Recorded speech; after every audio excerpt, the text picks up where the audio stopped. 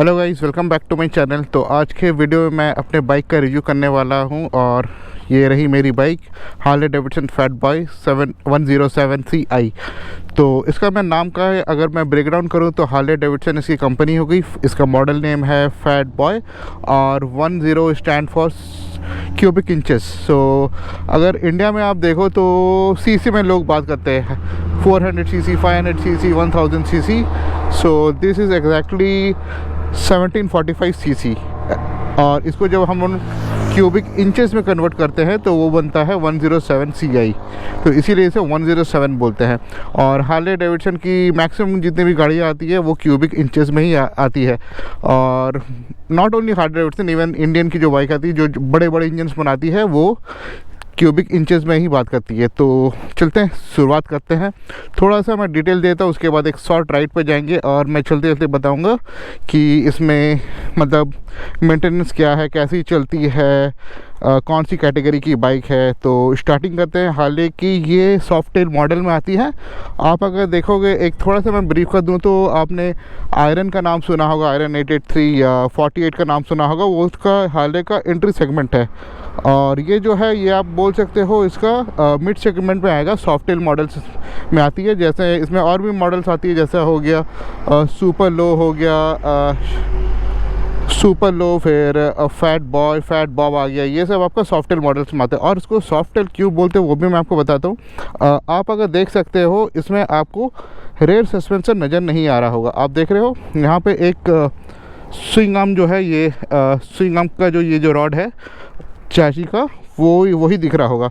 तो एक्चुअल में जो विंटेज हार्ले डेविडसन आती थी उसमें रेयर में सस्पेंशन नहीं आती थी और वही उसका एक काइंड ऑफ लुक रहता था। तो वो लुक को मेंटेन करने के लिए आप अगर देखोगे इसका जो चाची है ये यहाँ से पूरा रॉड से पूरा यहाँ से पूरा कनेक्ट, ऐसे लग रहा है कि ये कनेक्टेड है, बट इसके बीच में एक मोनो सस्पेंशन दिया हुआ है।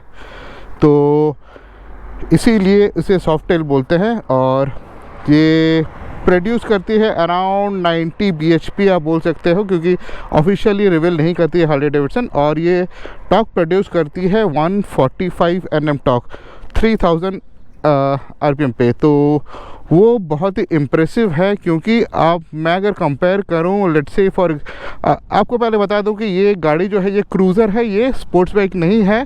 ऑल्दो ये 1745 सीसी की गाड़ी होने के बावजूद भी इसे आप फास्ट नहीं चला सकते हो। Fast doesn't mean I am not talking about like 180 और 200 किलोमीटर पर आवर।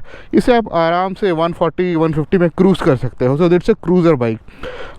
और मैं जहाँ तक कि इसका टॉक का बात कर रहा हूँ, ये हार्ले डेविडसन इसका टॉक के लिए ये ज़्यादा मतलब जानी जाती है। फॉर एग्ज़ाम्पल आपको मैं एक बहुत ही फेमस बाइक से अगर कंपेयर करूँ, ZX 10R, वो 1000 सीसी की बाइक है जो कि 200 bhp आती है, अप्रॉक्स 200 bhp। और जबकि इसका जो इंजन है वो उससे काफ़ी बड़ा है, ऑलमोस्ट डबल है।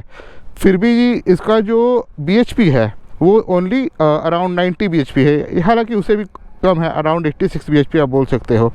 बट इसका जो टॉर्क है ये है 145 bhp और उसमें वो आपको 300 RPM में मिल जाता है। बट अगर मैं ZX 10R की बात करूँ, उसका जो मैक्सिमम टॉर्क आप अचीव कर पाओगे वो खाली 120 Nm टॉर्क है। और उसे अचीव करने के लिए आपको 11,400 RPM पे जाना पड़ेगा। सो आप उसी में समझ जाओ कि उतना amount of torque 145 Nm torque आपको वो 3000 RPM मिल रहा है। तो इसका जो फील है ये आप चलाओगे ये बाइक तो ही आप इसे फील कर सकते हो। और फिर आप तभी करोगे जब आप सोचो आप कोई गाड़ी को अगर ये ओवरटेक कर रहे हो, फॉर एग्ज़ाम्पल हाईवे में जा रहे हो आप 120 या 130 के स्पीड में, आप अगर इसको ओवरटेक करोगे तो आपको इसका पावर, इसका टॉर्क पता चलेगा ये कितना पुल कर सकती है ये बाइक। और मैं एक बार अभी चला के दिखाऊंगा तो फिर आपको एक छोटा सा डेमो दे दूंगा और उसमें आपको बताऊंगा कि ये कैसे पुल करती है हाईवे में। और बात करें इस बाइक का जो ब्यूटी है वो इसका रेयर व्हील है। आप इसका व्हील भी देख सकते हो, पूरा सॉलिड है, there is no gap in between. आप देख सकते हो ये पूरा मेटल पीस है। सो ये इसका ब्यूटी है। और सेकेंडली इसका जो टायर सेक्शन है ये देख रहे हो, ये स्टॉक टायर है, ये इसमें कोई ऑल्टरेशन नहीं है। इसका जो सेक्शन है ये 240 mm का है, और इस पर आप 260 भी लगा सकते हो आप चाहे तो without any alteration. So this look massive. इसका जो रेयर जो लुक है ये प्रॉपर, मतलब इसका जो नाम है फैट बॉय, इसीलिए ये एक्चुअल में फ़ैट लगती है, हर तरफ से ये गाड़ी फैट लगती है। इनफैक्ट आप अगर इसका फ्रंट व्हील भी देखोगे, जो टायर साइज़ है वो 160 mm है, जो कि एक निंजा 650 का रेयर व्हील से कम आप कंपेयर कर सकते हो, मतलब उसका भी 160 mm आता है। तो बस यही है, फीचर इसमें ज़्यादा नहीं आता है। की से बताऊँ तो इसमें कीलेस एंट्री आती है, और हाँ, और एक बहुत ही इम्पॉर्टेंट बात ये जो है बेल्ट ड्राइव है, जो कि आपको बहुत ही कम बाइक में देखने को मिलेगा। आप देख सकते हो कम ब्रेक। इसका बेनिफिट यही है कि ये मेंटेनेंस फ्री है, आपको इसमें कोई एडजस्टमेंट नहीं करना है, कोई ग्रीसिंग नहीं करना है, कोई ऑयलिंग नहीं करना है, बस जो कंपनी जो दे दी है उसी में आपको चलाना है। आप स्पोर्ट्स बाइक ले लो या नॉर्मल कुछ भी कम्यूटर बाइक्स भी ले लो, हर 1000-1500 किलोमीटर में आपको लुब्रिकेट करना पड़ेगा, लूज़ हो जाए फिर टाइट करना पड़ेगा। इनफैक्ट आपको हर 15-20 हज़ार किलोमीटर में आपको फिर वो चेंज भी करना है, जो कि फिर आपका बड़ा खर्चा बैठ जाता है। बट इसमें क्या है कि ये अराउंड 1 लाख किलोमीटर तो ये आराम से चलेगी विदाउट एनी इशू, और वही है। और अब अपग्रेड की बात करूँ तो मैंने बस ये हेवी ब्रीथर लगाया है, साथ में ये वेंसन है इसका एग्जॉस्ट लगाया है, जो कि इसका आवाज़ बहुत ही प्यारा है। और तो चलिए बाइक पे बैठते हैं। काफ़ी लो हाइट बाइक है। मैंने और एक चीज़ मैं दिखा देता हूँ, इसका जो एक्चुअल जो हाइट है, मतलब ग्राउंड क्लियरेंस, वो बहुत ही कम है, तो हम वगैरह में टच होता है। तो आप अगर देख सकते हो यहाँ पे हल्का सा गैप है, तो मैंने इसे थोड़ा सा इतना सा रेस किया है, इसकी वजह से इसका ग्राउंड क्लियरेंस अभी मतलब प्रॉपर है, अभी मतलब कहीं टच नहीं होती until it's a very big hump और एनीथिंग लाइक दैट। तो वो अपग्रेड किया है मैंने, और इसका पोजीशन आप देख लो, ये बैठने में बहुत ही आराम है, मतलब आपको राजा वाला किंग वाला फीलिंग आएगा। और इसका जो फुटरेस्ट आप देख रहे हो, इसे फुटरेस्ट नहीं, इसे आप फुट बोर्ड बोल सकते हो। और ये जो है हाईवे फुटपैक्स है, आपको हाईवे में आप आराम से, ये आपका जो पैर है ये आपको एकदम रिलैक्स पोजीशन में आप चला सकते हो, इधर भी और सेम इधर भी। और आपको जब ब्रेक मारना होगा तो आप इसे शिफ्ट कर सकते हो, इवन इधर आपका गियर शिफ्ट के लिए आप ऐसे शिफ्ट कर सकते हो। तो स्टार्ट करने के लिए मैं बता दूं, ये इसका क्विल स्विच है, ये इसका इग्निशन स्विच है, ये इसका किल स्विच है। यहाँ पे हैज़र्ड है, यहाँ पे राइट इंडिकेटर, इधर लेफ्ट इंडिकेटर, इसमें क्रूज़ कंट्रोल भी आता है। और ये हॉर्न है, ये वो मोड चेंज करने के लिए, लो बीम हाई गेन, बस इसमें और कुछ नहीं है। ABS आती है, ज़्यादा कुछ फीचर नहीं है, कीलेस एंट्री है। अभी मैंने इग्निशन ऑन कर दिया है, आप देख सकते हो यहाँ पे किलोमीटर दिख रहा है, ट्रिप ये रेंज बता रहा है, टाइम बता रहा है। और जब मैं गाड़ी चालू करूँगा, 1 सेकंड में इसे स्टार्ट करता हूँ अभी, अरे न्यूट्रल या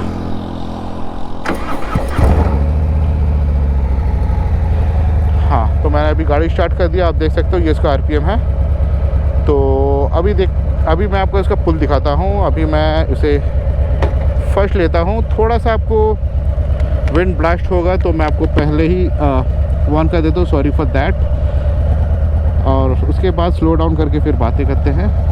1 2 3 गो।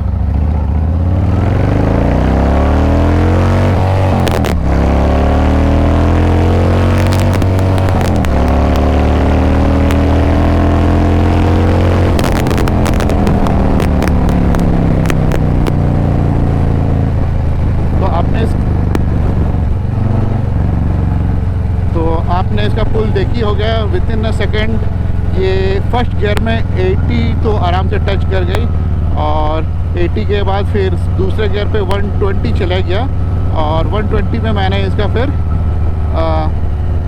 थर्ड गियर मारा। तो मतलब with in fraction of second आपका, मतलब 2-3 सेकेंड्स में आप एक्चुअल में 0 to 100 ये 4.7 सेकेंड में ऑफिशियली अचीव कर लेती है। और मैं आपको इसके टॉर्क के बारे में बता रहा था, तो आप अभी देख सकते हो ये गाड़ी, 1 सेकेंड आपको मैं थोड़ा सा बता देता हूँ अगर आपको दिख नहीं रहा होगा। ये जो है ये 80 है, ये 100 है, ये 120 है, और ये 40 है। और गाड़ी अभी थर्ड पे चल रही है। मैं इसे वापस अभी देखो 4th में रही है गाड़ी, भी 4th में चल रही है और 100 की स्पीड में है। अब देखो विदाउट चेंजिंग एनी गियर,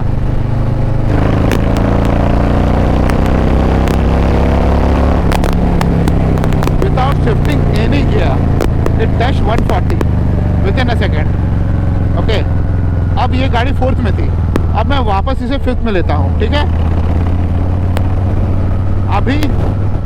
अभी ये गाड़ी जो है 5th में चल रही है, वापस 100 में चल रही है, ठीक है। वापस से मैं थ्रॉटल देता हूँ without any shifting gear.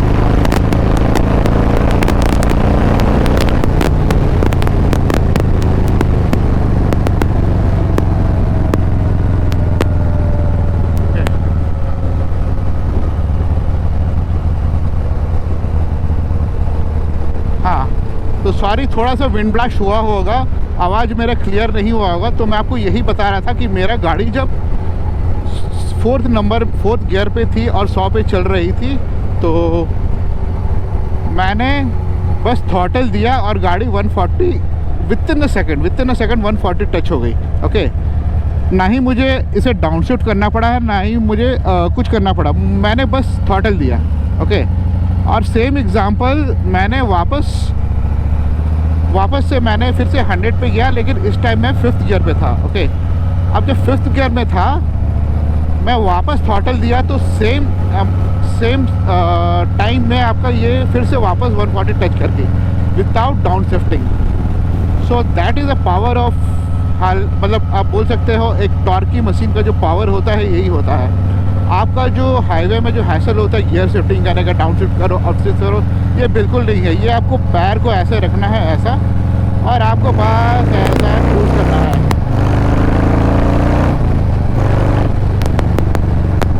Okay, और इसमें क्रूज कंट्रोल भी आता है, गाड़ी पूरी स्टेबल चलती है। फॉर एग्जांपल मैंने अभी क्रूज कंट्रोल सेट कर रहा हूँ, एक सेकेंड।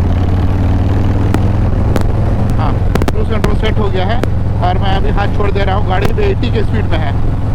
आप देख रहे हो गाड़ी पूरी स्टेबल चल रही है, नो इशू, वो 80 मेंटेन रखेगी। इवन आप देखोगे आगे से कर्व है, ठीक है, मैं अपने बॉडी वेट से इसे टर्न भी कर सकता हूँ।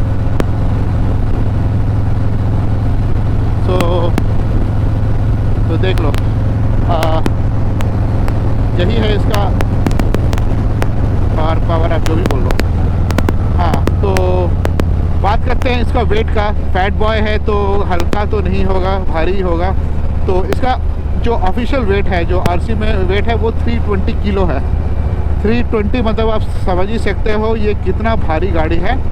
और ये अनलीडेड है, मतलब आप अगर इसमें सोचो 10 लीटर का तेल डाल दिए और ये सब जो है बैक रेस्ट हो गया, ये विंडशील्ड होगा, ये सब एक्सेसरीज़ में भी आता है। इसमें लाइट्स वगैरह लगा है, हाईवे फुटवर्क लगा है, उसमें आप 20 किलो और आराम से एक्स्ट्रा कर दो, मतलब ये 350 किलो की तो आराम से ये गाड़ी है, आप बोल सकते हो 350 किलो की गाड़ी है।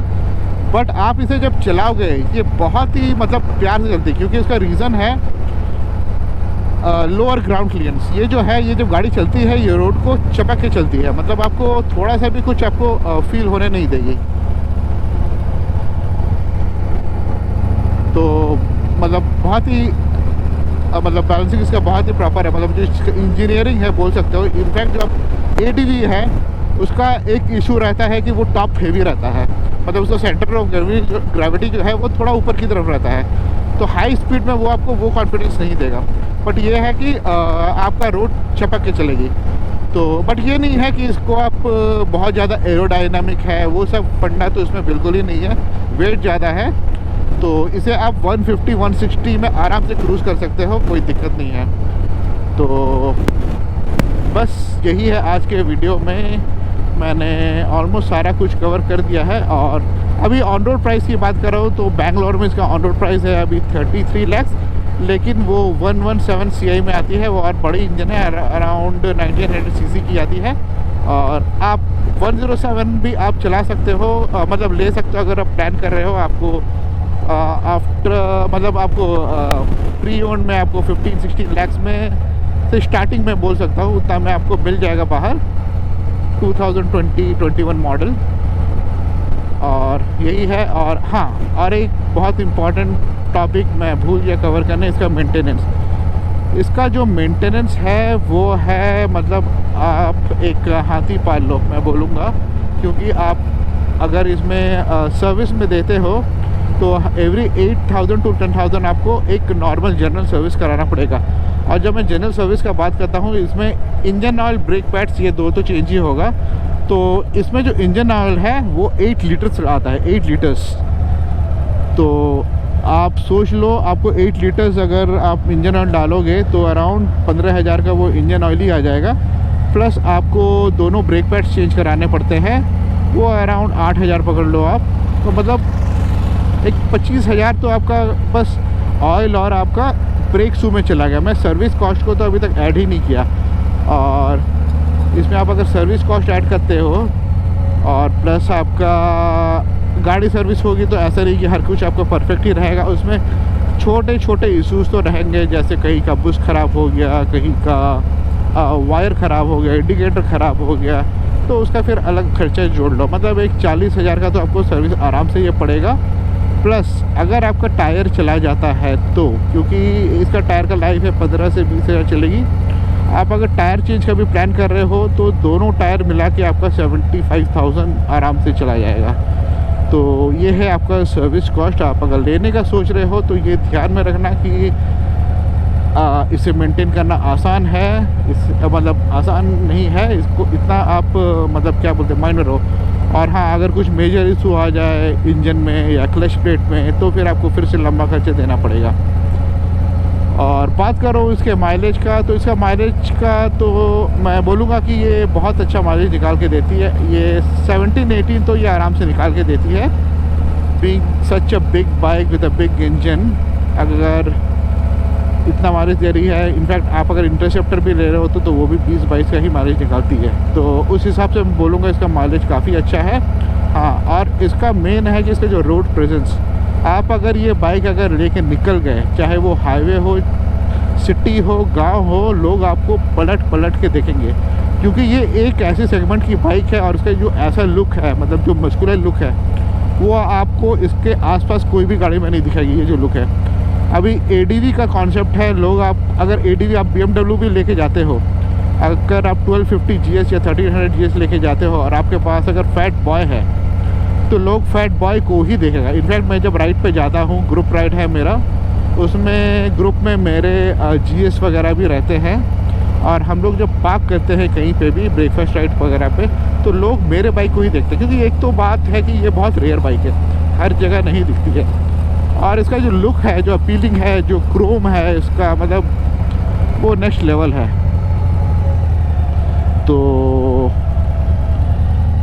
बस यही है आज के वीडियो में। आपने वीडियो अगर इतना देख ही लिया है तो एक गुजारिश है कि मेरे वीडियो को एक लाइक कर दीजिए अगर वीडियो पसंद आए तो, और मुझे प्लीज़ सब्सक्राइब करें, इससे मुझे बहुत ज़्यादा मोटिवेशन मिलता है।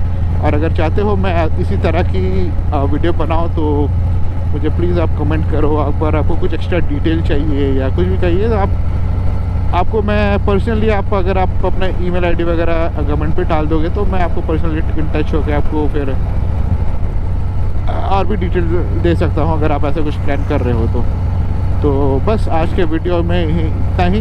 चलिए फिर मिलते हैं बाद में विद न्यू, कुछ नया लेके आते हैं। Thanks for watching, bye bye, have a good day.